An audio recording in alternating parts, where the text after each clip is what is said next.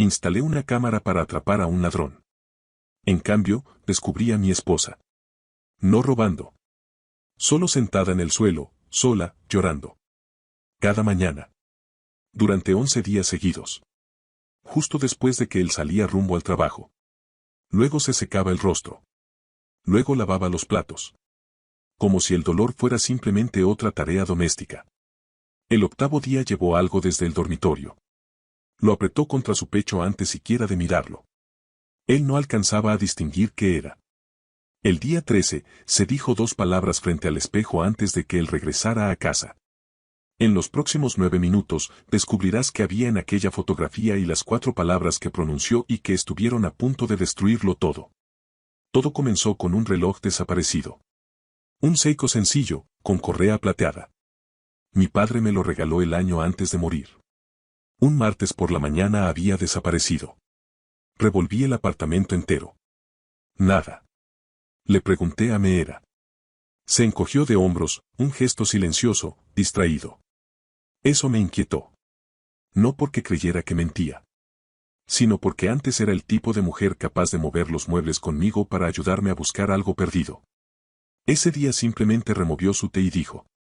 Quizá lo dejaste en la oficina. No lo había dejado allí. Así que compré una pequeña cámara de seguridad. Apenas más grande que una pelota de golf. La instalé apuntando hacia la sala, el corazón de nuestro apartamento, el lugar por donde todo pasaba. Me sentía ridículo. Vivíamos en el 4º piso. Nadie estaba entrando a robar. Pero necesitaba sentir que estaba haciendo algo. Ese siempre había sido mi problema, soy mejor arreglando las cosas que puedo ver que aquellas que no puedo. A la mañana siguiente abrí las grabaciones desde mi escritorio. No esperaba encontrar nada. Lo que vi me dejó completamente inmóvil. 10:47 de la mañana. Meera estaba sentada en el suelo, no en el sofá, en el suelo, con la espalda apoyada en la mesa de centro y las rodillas pegadas al pecho. Seguía usando la ropa con la que había dormido. Su taza de té descansaba a un lado, ya fría. Estaba llorando.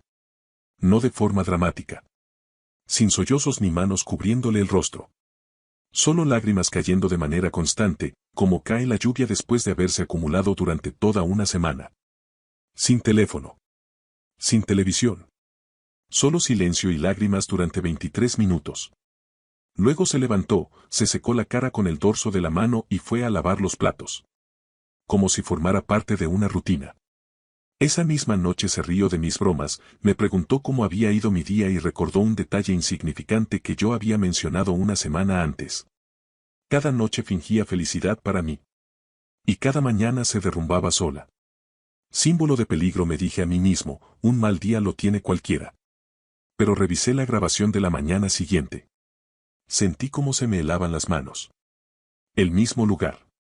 La misma hora. Las mismas lágrimas. El tercer día, idéntico. El cuarto día, idéntico. Era como un reloj.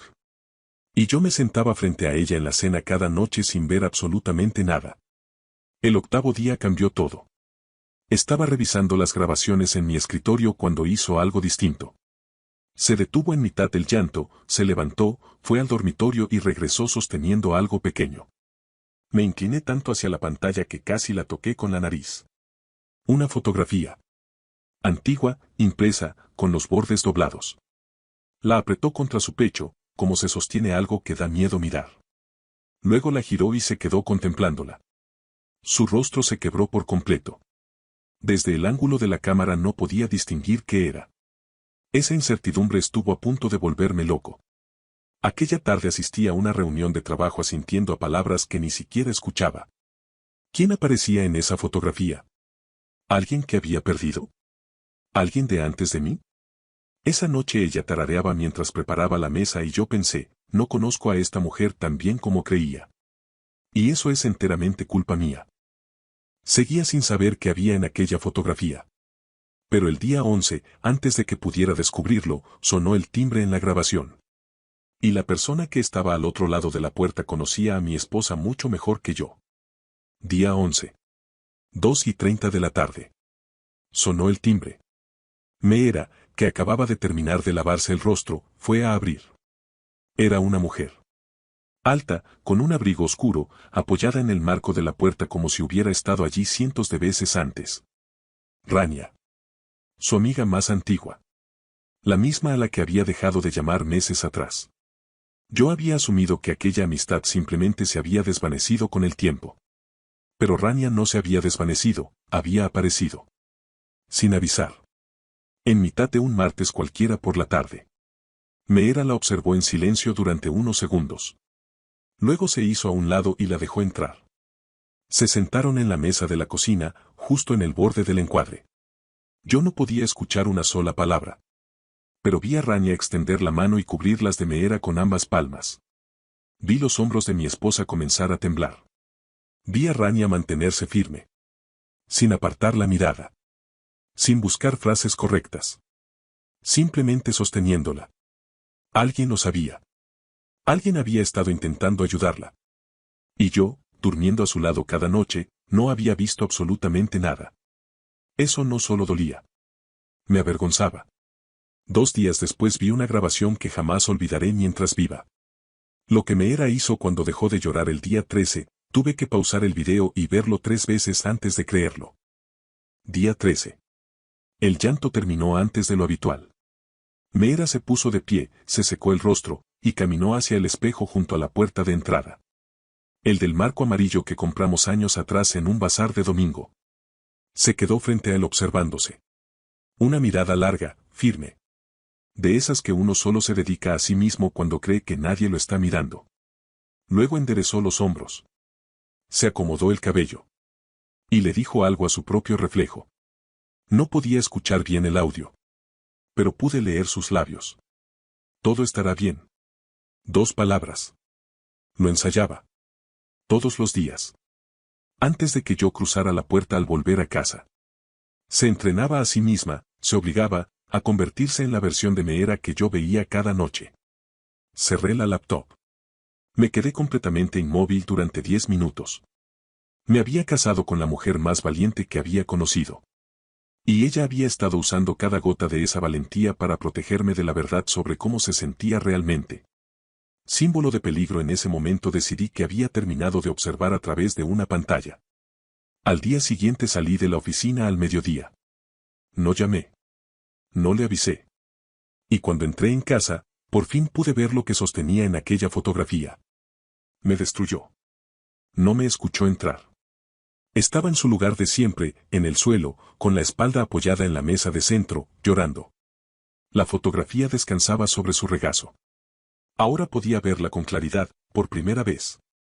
Era una ecografía. Pequeña. Borrosa. En blanco y negro. Nuestra hija. La que nunca llegamos a nombrar.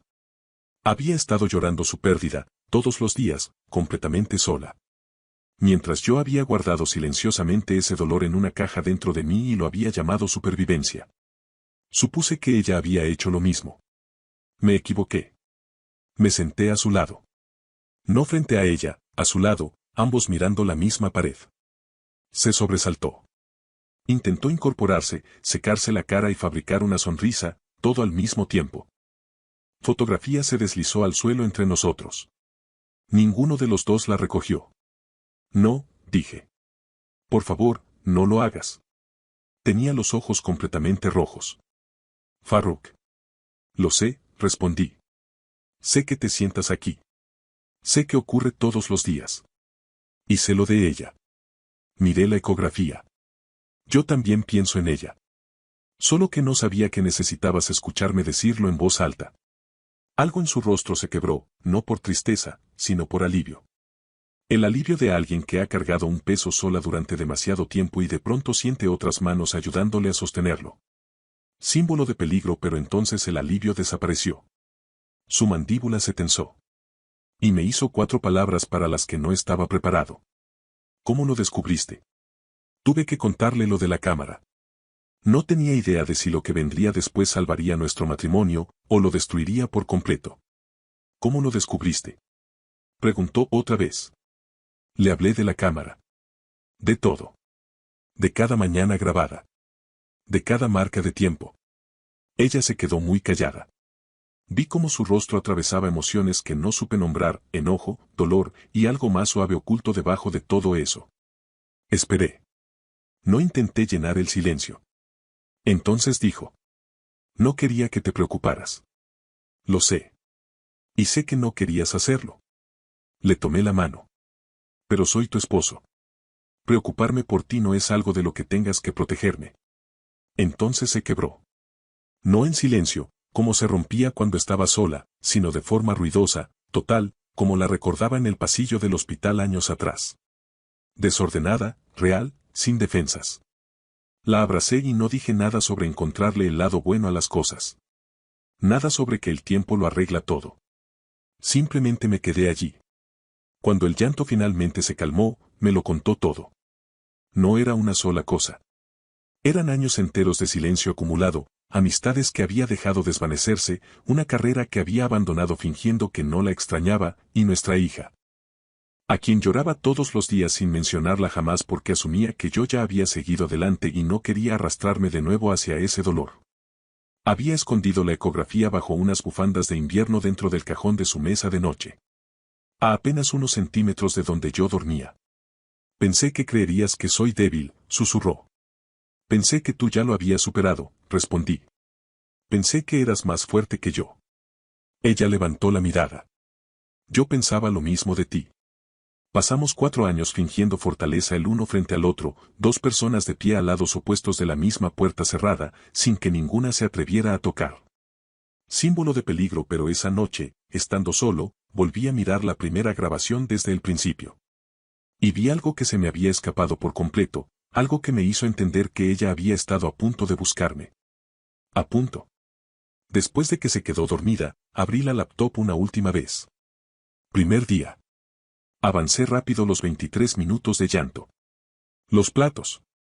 Y entonces, a las 2:17 de la tarde, Meera se sentó a la mesa de la cocina con una hoja de papel y un bolígrafo. Escribió algo. Despacio. Varias líneas.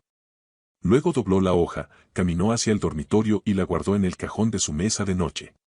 Debajo de las bufandas de invierno. Había estado escribiendo cartas.